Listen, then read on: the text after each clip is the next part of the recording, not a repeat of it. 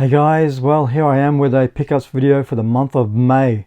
It's taken me a while to get this one together. I've been waiting for a lot of stuff to come from Oz Game Shop from the UK with international postage. It's just taking forever for stuff to get here, and I'm still actually waiting for more stuff to arrive, but I got enough to do a pickups video for this month, but there is a lot more on the way. Now I've got to do a shout out for a mate I work with. We used to work together. He got transferred to another store, and it wasn't until like a few weeks before he got transferred we both found out that we were gamers. He's got a collection of 400 games plus, I think it is, and we're able to get into some great discussions. Now he saw a video I did on the retro gaming magazines, and he started to go back and reminisce over his gaming magazines, and he found a few things that were like extras that he actually gave me. And he actually showed me the UK magazine, the Sega Mean Machines. He brought in and showed me one copy which was like well read, and there was another one which was in pristine condition. So I just want to show you what he gave me before we get into the pickups video. And this stuff really brings back a lot of memories, and the first one is the Super Sega Rewards catalog, which I don't really remember that, but I think it was for Australia, if I remember correctly, maybe in the UK. Correct me if I'm wrong, but it just shows all the stuff that if you bought Sega games, you send in the barcodes. That means you have to destroy the back of the cover with the barcode and cut that out. But yeah, send in the barcodes and you get enough points for a free game. If you had enough, you could have got a free Sega console. But I haven't seen this for a long time. Just some of the items on here were really, it was really cool back then, and it's so great to, and he had an extra of that, so he gave me that. That was really cool, just to go back and see this stuff. Now this is really funny because this coincides with the announcement from Sega of the Game Gear Mini, and this is the actual magazine, the Sega Game Gear. It's like a little comic book part to it. And then you open it up, there is the comic book section, and then you get the Game Gear over here. This is Sega Aussiesoft Australia, so this is definitely a Australian publication, and just the some of the great games titles available for the Game Gear. And a lot of it was Master System games, I think. And at the back there, you got the directory of games from the Master System, Game Gear, and the Mega Drive. So, Martin, thanks very much for that. And also this one, Nintendo. Now, Nintendo was never big here in Australia, but I do remember that they had their catalogs to try and get people to buy the system. So, even though back then I wasn't into Nintendo as much as I am now, it's really cool to see this sort of stuff. And the latest and greatest system, which was the Super Nintendo. But yeah, mate, thanks very much for that. That is so cool to have that. Now let's get on to the pickups for the month of May. I'll start off digitally. I got two games digitally, and I have to say, one of them I actually won on Twitter. If you're on Twitter, you must see a lot of companies do prize giveaways, either physical or digital stuff. And I won. I had a choice of 3 games. It was either Xenoblade Chronicles on the Switch, Modern Warfare on the Xbox One, and also Final Fantasy VII for the PlayStation 4. So I went with Xenoblade Chronicles because I was unsure about this game, because I knew at some stage I wanted to get Final Fantasy VII physically. Modern Warfare, not really into. So I got this one. I haven't really had a chance to dive into it. I've been told that it takes about 100 hours to complete, so I really got to find some time to do that. So that is really cool to win that. I wish it was physically, but hey, who cares? I didn't pay for it. That's the main thing. And the other one I have briefly talked about on our podcast, which is Echo, which is based on Ethiopian mythology, and I do love any sort of games that has some sort of history attached to it. Malacca, which is based on Aztec or Mexican folklore. There's also another game I got on PlayStation 4. I can't remember the title of it, but it's based on Alaskan mythology as well. So I like seeing that sort of stuff come out from developers, and I wish we would see something from the indigenous population here in Australia. They have an incredible Dreamtime story. I remember hearing about that when I was back at high school, and that would be perfect for a game, I think. But I do love that sort of stuff, and I'll probably talk about this game and the others in more detail when I do a what I'm playing video in a few weeks. So hopefully I'll get that all together. But that's what I picked up digitally. Now let's go on to some physical stuff here. Let's start off with Idle Factory, which does a lot of JRPGs. They're known for the Super Neptuna series. I did have a Super Neptuna RPG on the PlayStation 4, which I hated and got rid of.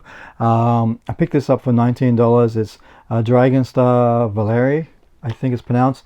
I haven't really delved into this yet, but it was $19, based on witches that has dragons within them. They can unleash them. I think that's what it's all about. But I did watch the opening of it and it looked really cool, like an anime. I love my animes anyway, so I'm looking forward to giving this one a go.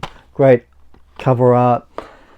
And finally, for the PlayStation 4, I have picked up Red Dead Redemption 2.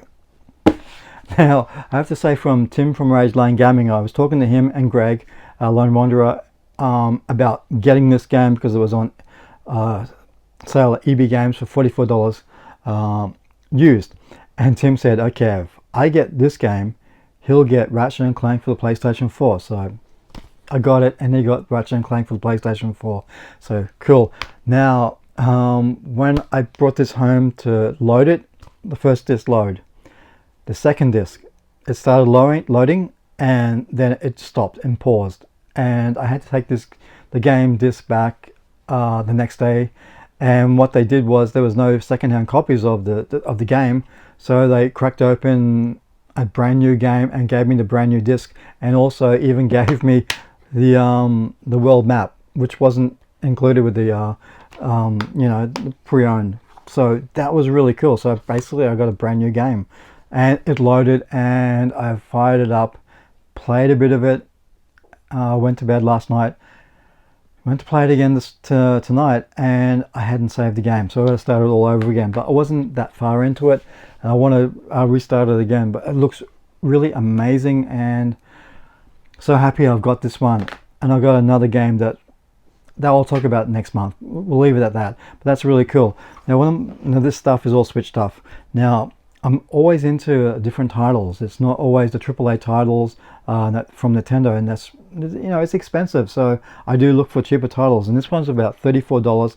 It's called Dust Diver. Now, this has really cool anime characters in it. It kind of feels like a bit of Astral Chain, but not on the same scale. You got the main character, and you got a guardian that goes into battle with them.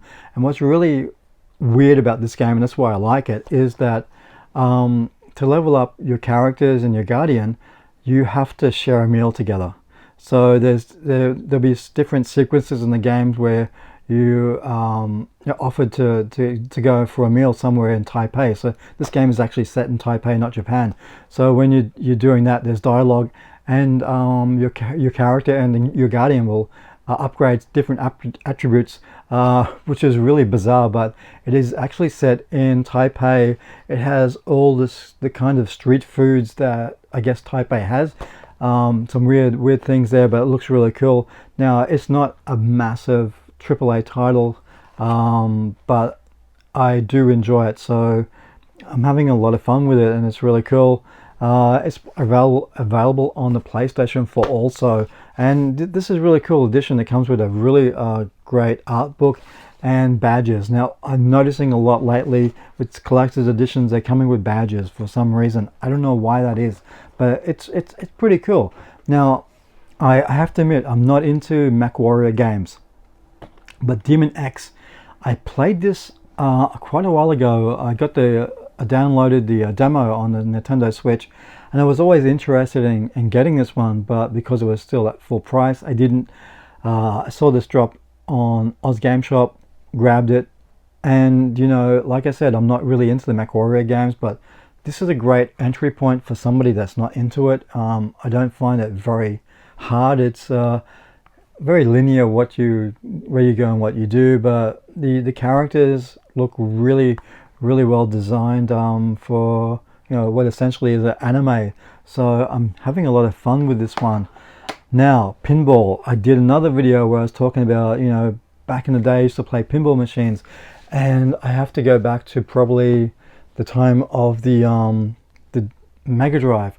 I think it was Devil's Crash or Devil's Crush on the Mega Drive. That was a great pinball game. It was very hard as well, but that was probably the only time I bought a pinball game for any consoles. And fast forward probably 25, 26 years later, I picked up a pinball game that was on sale again from Oz Game Shop, and that is Star Wars Pinball. Now, I actually had to look at some reviews before I got this because I wasn't too sure if I would like this. I looked at some reviews and gameplay. I thought, okay, let's take, you know, I took a chance. Only $26, so what have I got to lose? And I absolutely love it. And what's really cool about this is that there is a story mode in this, careers mode, where you can just go through doing different tasks. And there's like 19 pinball machines that's in this, which is really great. And it does take on a whole different look with with 3D graphics, and there's a lot going on with the different Star Wars characters come on to the actual to the pinball boards and do different things. So it was $26 is a great price for this, and I am absolutely loving playing the careers mode. It's really cool. I really wasn't expecting that to be so good. So the final game that I picked up for the month of May was Hero Land. Again, this comes with some weird things. It comes with a carry case for the Nintendo Switch, a music CD, a map, and some sort of paper punch out sumo arena, which is weird, but I'm not going to do that. I'll leave it in here. Now, this kind of has the feel of a Paper Mario game, but it's not Paper Mario. I was expecting it to be a really vast open world like Mario was, but with this one, you go to different, like you go to the office, or you go to the lobby, or you go to the item shop, and that's it. You don't actually explore the towns. It's very linear to what you can do, and even going to battle in dungeons, it's more like, I guess, that game that was on I think the Wii U, the Animal Crossing game, where it was a lot more like moving your character across the board, which was weird. And this has that same sort of feel. I wasn't sure how if I liked it, and I even said that, you know, it's very limited what you can do. But I went back to this game and took the time to actually read the dialogue, and there's some really witty dialogue in this game, and I think that's where the charm of this game comes from. It isn't from exploring, you know, the environments. It's from the witty dialogue and the characters, which it's pretty fun, and I'm kind of warming up more to it now that I sort of, okay, it's not Paper Mario.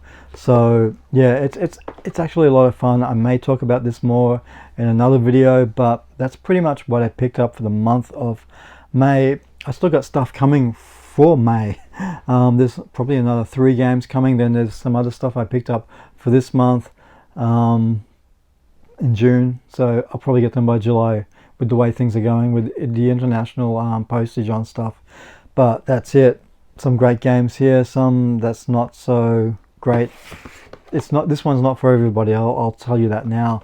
But finally got Red Dead Redemption 2, so yes, finally I can find some time and just try and get as far as I can in that game. So that's it. Thanks very much for watching, and I'll see you next time. Bye.